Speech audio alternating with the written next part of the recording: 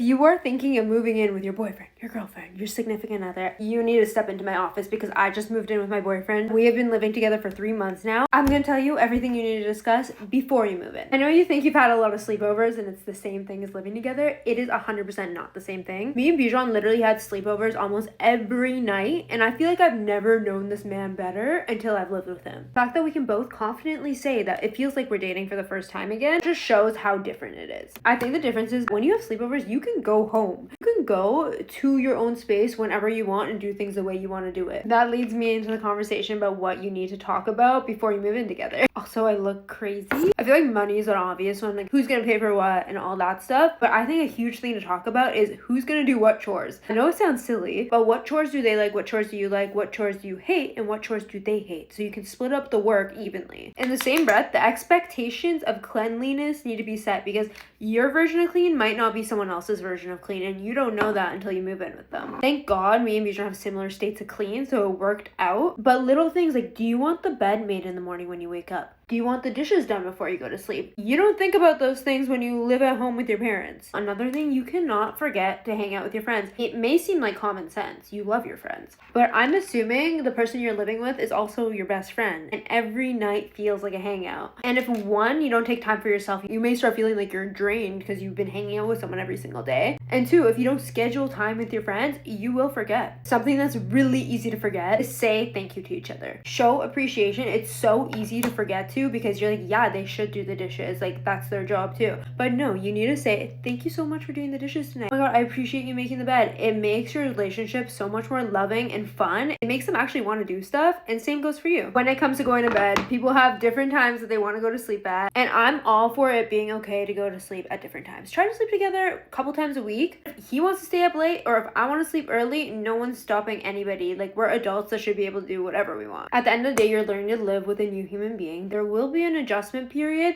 but overall it should feel easier, not harder. It should feel fun, and you should feel like you love each other and you're enjoying every moment. Moving in with Bijan has been the best experience. It's been so fun, but I have so much more advice if you guys want to hear more of this about everything I've learned moving out for the first time in general, living in an apartment, learning how to clean, all this stuff. There's so much I could keep going. Anyways, that's my advice for today. The makeup's done and I love you guys.